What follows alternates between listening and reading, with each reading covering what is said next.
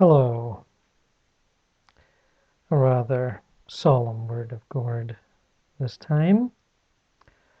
Been thinking about that webcam suicide. It's the one everyone's thinking about here at the middle of November.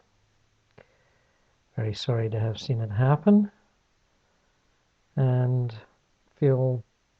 actually feel quite sad for the people that wanted to watch it. But who am I to make moral judgments on people's entertainment?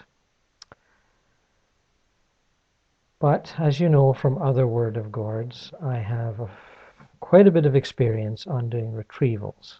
Retrievals of earthbound spirits, people who have passed and feel confused, messed up, ignorant, angry, resentful, any number of negative issues that affect those who die and do not know what to do.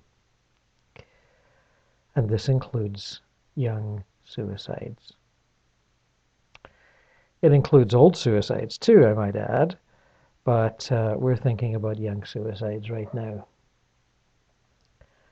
So you've perhaps seen the Nick Drake, the Hunter Thompson, the Susan Sontag, perhaps even an American in Heaven. They're all about the afterlife one way or another. And for this one, let me focus in on the reality as experienced by those of us who are psychically gifted or able to go out of body and practice the arts of the out-of-body explorer, the retriever, the helper. There are many of us doing it, hundreds of people.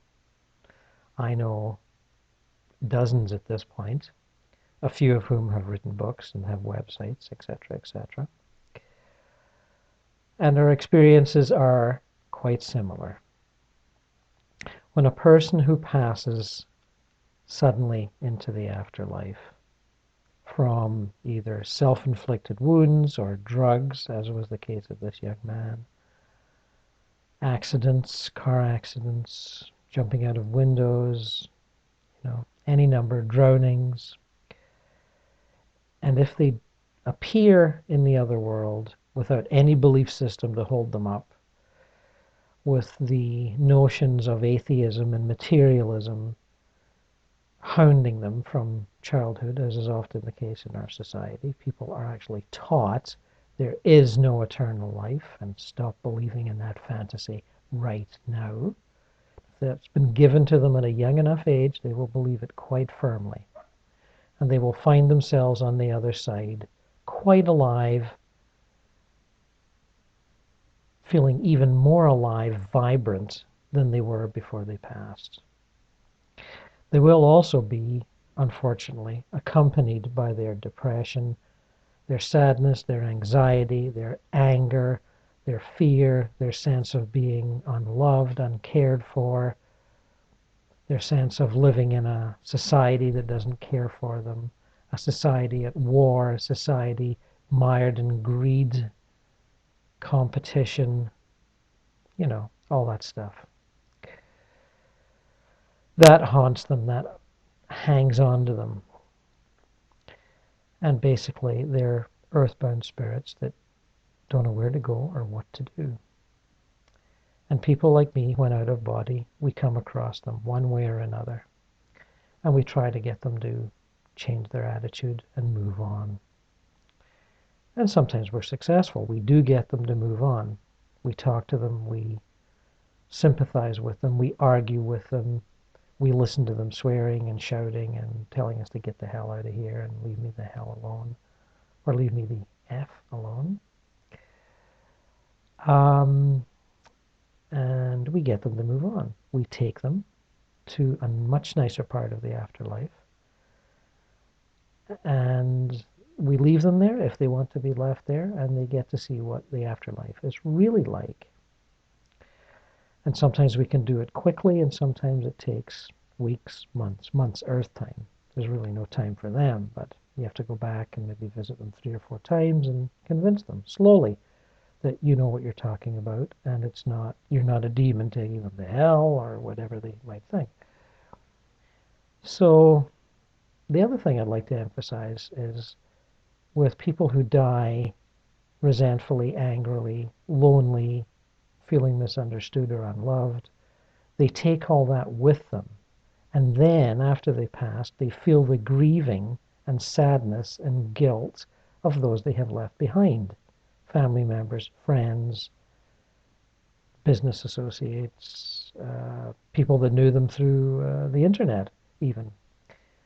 And this is very difficult for them to cope with. It can be even more intense than the depression and anger that they felt before they took their own lives.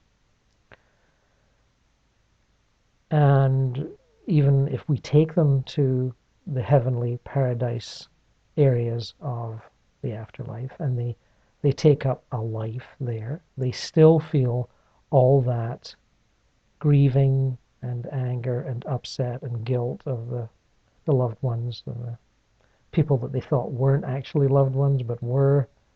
They feel all that, and it sears into their soul and makes them feel quite awful for quite some time. So I give this to you as my experience in the out-of-body adventures that I have and the retrieval work that I do and that others do. And I ask you to accept it not as doctrine, not as dogma, not as something to make you afraid or to make you desirous, but as something that is part of my daily experience.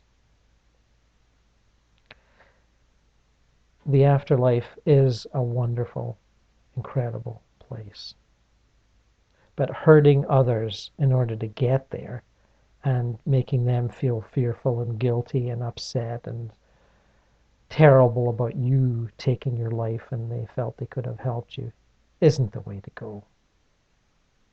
You may feel like shit, but making many others feel like shit after you go is even worse as far as I'm concerned. So please don't do it. Try to talk to somebody. Try to reach out in, you know, in anger, in love, in whatever, but reach out. Because the debris that you leave behind, the psychic torment you leave behind, really sours the possible beauty of the afterlife that you could and probably will have. So while I'm addressing this to those of you who are thinking about this young chap, the sadness of this young chap that took his life, and others who have done the same thing, I would also say this applies to anybody who commits acts of violence, whether they be robberies, murders, or whatever, crimes of passion against lovers. The same post-mortem ruefulness and regret applies. There's no punishment necessarily in the afterlife other than the punishment that you give yourself. And let me tell you, that can be pretty hefty, and it can last a long time, even in paradise. So I leave you with these thoughts, and I give them to you in love and honor and peace and humility. And please be kind to each other. That's what makes the world a better place, really.